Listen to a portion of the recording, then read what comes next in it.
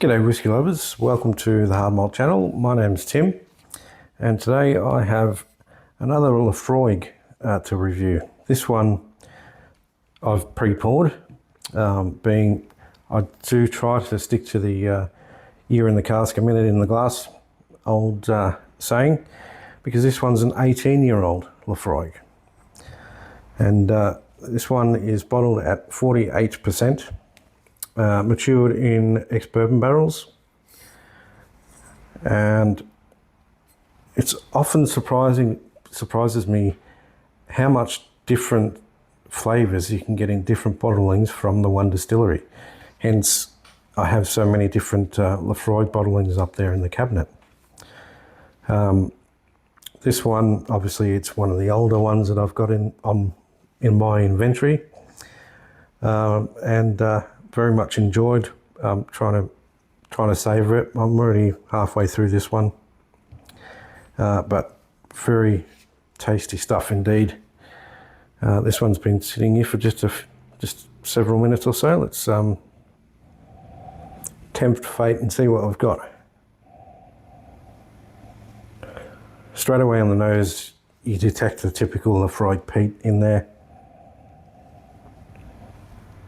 You'll usually find for the older bottlings the smokiness and peatiness can sort of not so much dissipate but fall into the richness and the depth of the dram, rather than be as intensely expressive as they would be say bottled at 10 years, for example. But this one, yes, it's a lot more subtle than the 10-year-old. But it's still definitely there. It's still unmistakably Laphroaig. The iodine or burning hospital sort of smell is not quite so intense, but there's a hint. There's enough of a hint there that you could pick this as a Laphroaig blind any day. But it's also at the lighter, more, dare I say it, elegant end of Laphroaig, this particular bottling. It's 18-year-old Laphroaig. So I'm getting that typical peat. It's not incredibly heavy on the smoke, and I know a lot of people have said this especially about this particular bottling. It's far from ashy as well. There's no ashiness whatsoever. So there's a bit of smoke there, but there's no ash at all. It's got that deep, rich peat, earthy, slightly briny, medicinal note in there. And then you've got so much of that light fruits. I'm getting big time apples in this. You're getting your typical sort of vanilla custardy notes from ex-bourbon maturation. But big time I'm getting apples and peat. So it's just on the nose itself, it's coming across as a sweet peaty, or sweetie peaty as we like to call them. All right, I'm going to go for the palate and see how it is.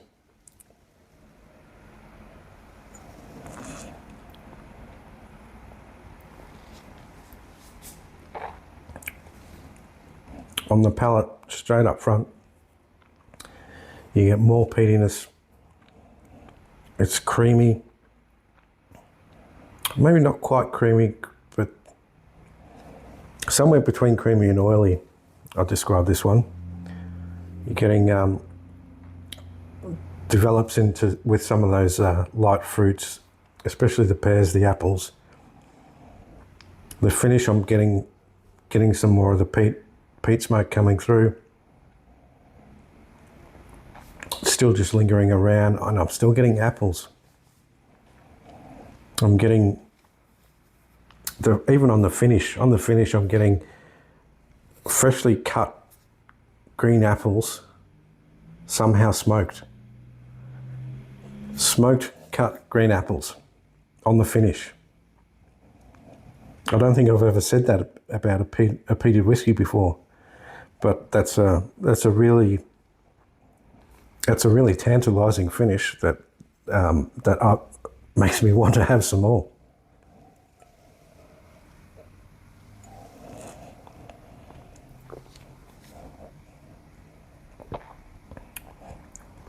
There's a herbalness about it as well, which I can't quite put my finger on. Maybe a tea or something like that, dried tea leaves. And then it comes back with the peaty smoke. As I said, it's definitely not an ashy smoke at all. It's like smoke in the air, that kind of aroma. And again, I'm getting smoked green apples on the finish.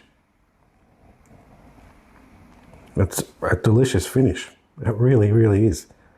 Think of, when I say smoked green apples, think of the same kind of thing as smoked salmon, the flavour and aroma that you get from that. That's what I'm getting the equivalent of as a smoked green apple, smoked sliced green apple. I'll go as far to say that the apple would have been pre-sliced when they smoked it. That's how definitive that flavour is. Not that I've ever eaten smoked sliced green apples, but that's what I'm getting on the finish. So yeah, it's just a really interesting take on Laphroaig.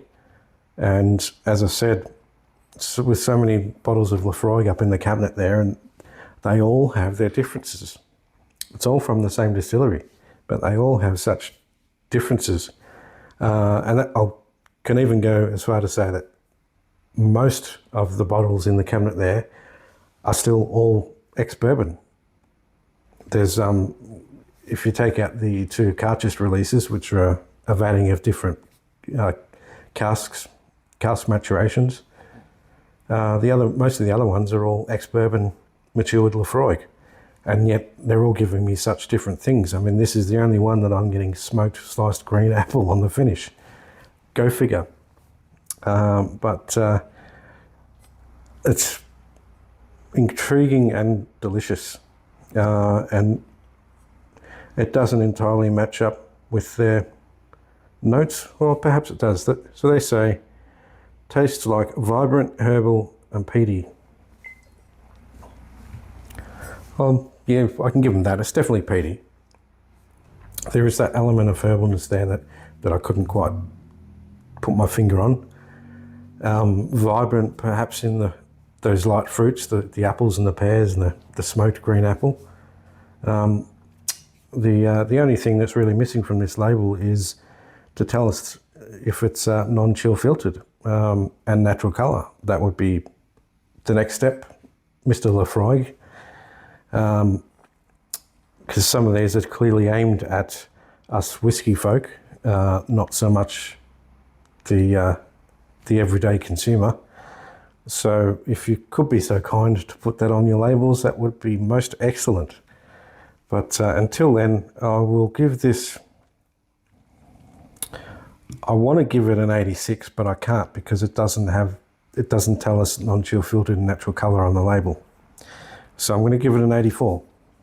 So it could be an 86 out of 100, but for lack of a bit of oversight of transparency, if you will, I will bring it down to 84 out of 100, which is still an excellent score for what is a really intriguing and excellent Laphroaig.